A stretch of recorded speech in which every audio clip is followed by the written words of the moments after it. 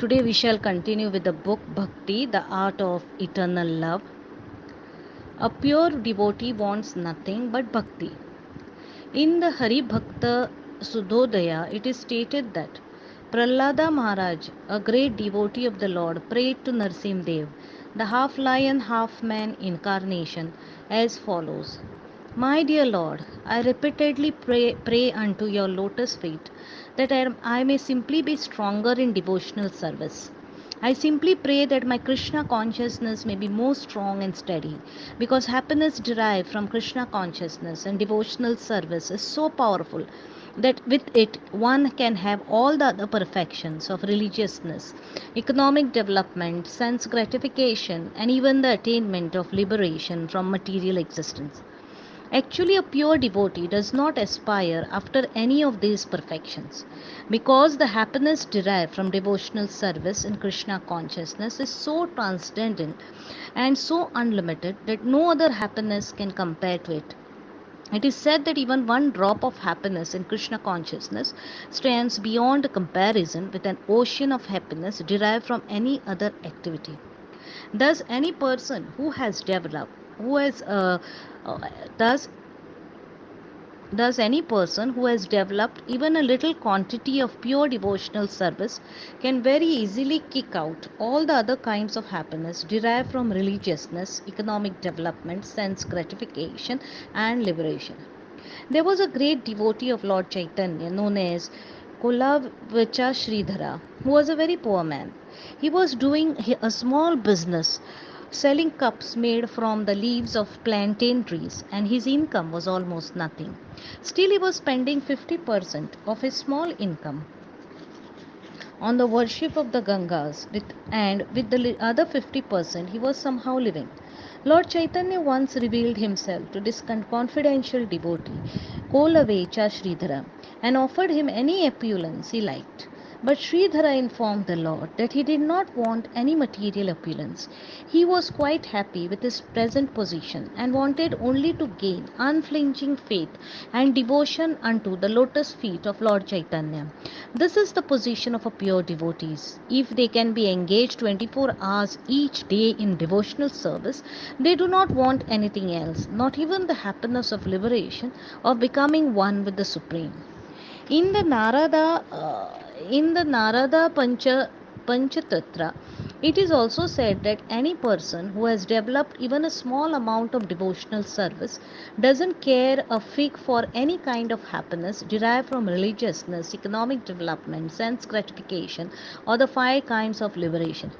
Any kind of happiness derived from religiousness, economic development, liberation, or sense gratification cannot even dare to enter into the heart of a pure devotee. It is stated that as the personal attendants and maid servants of a queen follow the queen with all respect and obeisances. Similarly, the joys of religiousness, economic development, sense gratification, and the liberation follow the devotional service of the Lord. In other words, a pure devotee does not lack any kind of happiness derived from any source. He does not want anything but service to Krishna. But even if he should have another desire, the Lord fulfills it without the devotee's asking. Subtopic 4: The rarity of pure devotional service. In the preliminary phase of spiritual life, there are different kinds of austerities, penances, and similar processes for attaining self realization. However, even if an executor of these processes is without any material desire, he still cannot achieve devotional service. And aspiring by oneself alone to achieve devotional service is also not very helpful, very hopeful, because Krishna does not agree to award devotional service to merely anyone. Krishna can easily offer a person material happiness or even liberation, but he does not agree very easily to award a person engagement in his devotional service. Devotional service can in fact be attained only through the mercy of a pure devotee. In the Chaitanya Charitamrit Madhya 19.151, it is said, by the mercy of the spiritual master who is a pure devotee, and by the mercy of Krishna, one can achieve the platform of devotional service. There is no other way. The rarity of devotional service is also confirmed in the Tantra Shastra, where Lord Shiva says to Sati, "My dear Sati, if one is a very fine philosophy, analyzing the different processes of knowledge, he can achieve liberation from material entanglement. But performance of the ritualistic sacrifices recommended in the Vedas, one can be elevated to the platform of pious activities and thereby enjoy the material comforts of life to the fullest extent. But all such endeavors can hardly offer anyone devotional service to the Lord, not even if one tries for it by such processes for many, many thousands of births." In the Srimad Bhagavatam, Prahlad Maharaj confirms that merely by personal efforts or by the instructions of the higher authorities, one cannot attain to the stage of devotional service. One must become blessed by the dust of the lotus feet of a pure devotee who is completely freed from the contamination of material desires. Tasting the honey of bhakti. Devotional service is dependent on the mercy of Krishna and his devotees. Unless we surrender to the lotus feet of a pure devotee, it is not possible to come to the platform of pure devotional service. By his own efforts, a bee cannot taste the honey within a bottle. The bottle must be opened by a superior. If the bee simply licks the outside of the bottle, thinking, "Now I am tasting honey," then he is in illusion.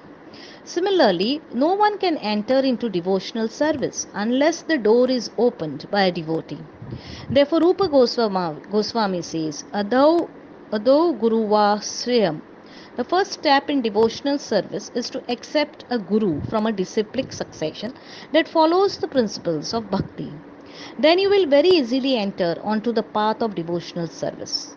You have to select a guru who is niskinchana, free of material desires.